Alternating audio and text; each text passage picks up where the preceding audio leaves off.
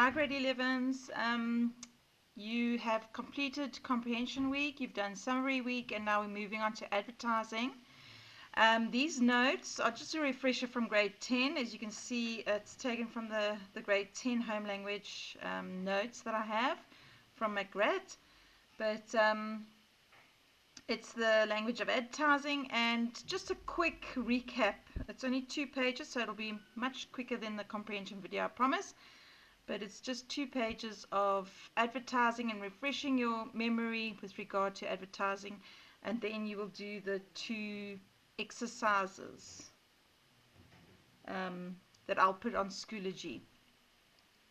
So I will have these notes available on Schoology. I'll scan them in and post them onto this week's work for Schoology, and so you don't have to make notes, but just so that you can go through them with me, it may help.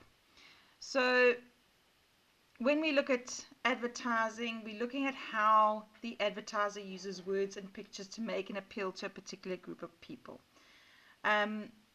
You can make a checklist, try and create an acronym or a sentence to try and remember all these things. It might be easier, but there's 5 sort of headings, and as you can see, I'll go through it with you now.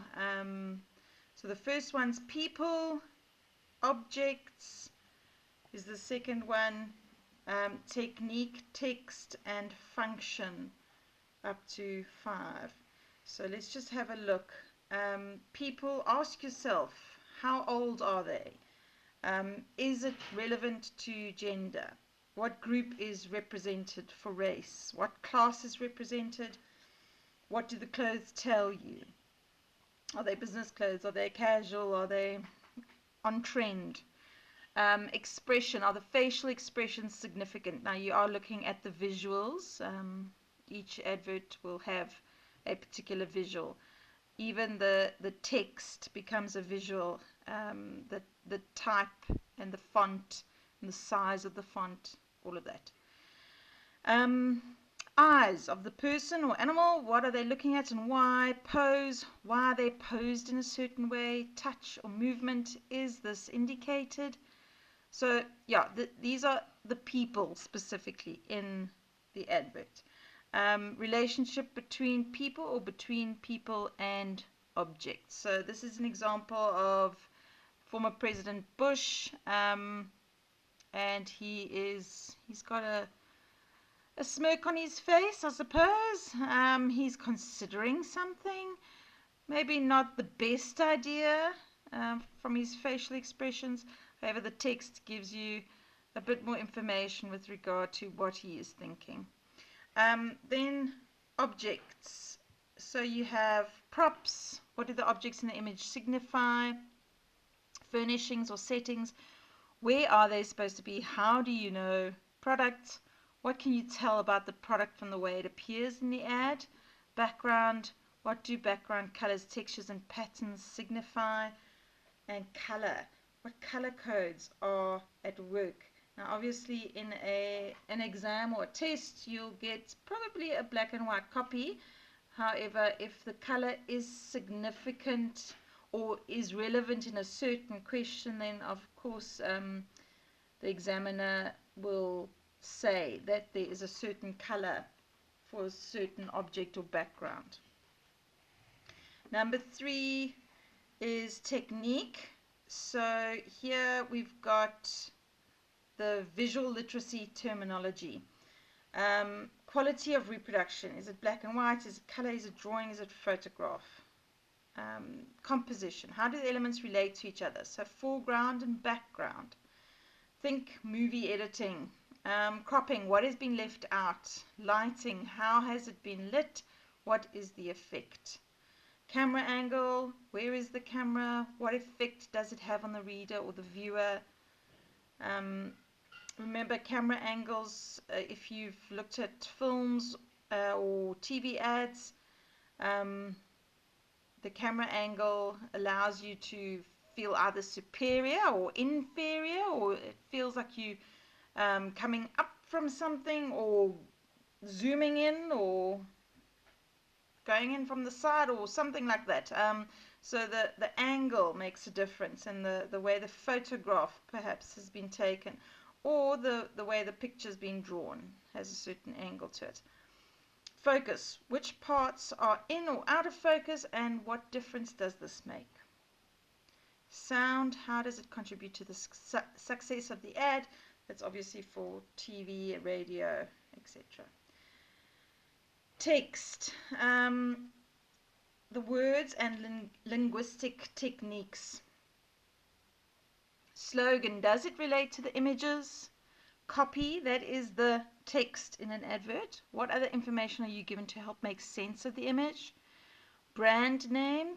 What does it signify? Typeface. How do the different sizes and types of font contribute to the message? And the last sort of refresher for advertising is the function of the ad. Is it narrative? What is the story and how do you make sense of it? Identification. Where are you, the reader, supposed to locate yourself? Promise. What is being promised in the ad? Roles. What roles, stereotypes are being represented? Stereotypes, remember, they're just the general sort of knowledge that we have. Values. What value does the ad focus on? Power. Who is in control of the image? Where does the power lie? And money is the last one. What part does money play in the ad, if any? So here we have a Standard Bank advert as an example, creating time for more special moments. Obviously, making banking easier is their main prerogative for the customer, and it's creating more time with ones you love for special moments.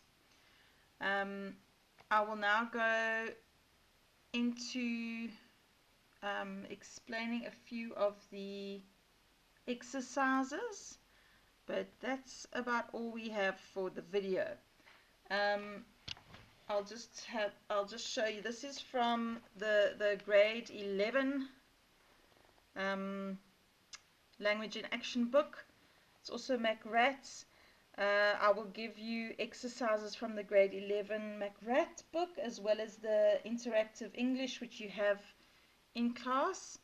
I will scan exercises and post them on Schoology. But just quickly, please just have these in your mind when you are looking at the different adverts. So who is advertising? What are they advertising? What is their motive? Who is their target group? What is the main attention catcher? To what instinct, needs, or desires are they appealing? Are there any snags or missions? So what's in the small print? What has been left unsaid? And is there any clever use of language? Look for puns. Look for figures of speech in a heading.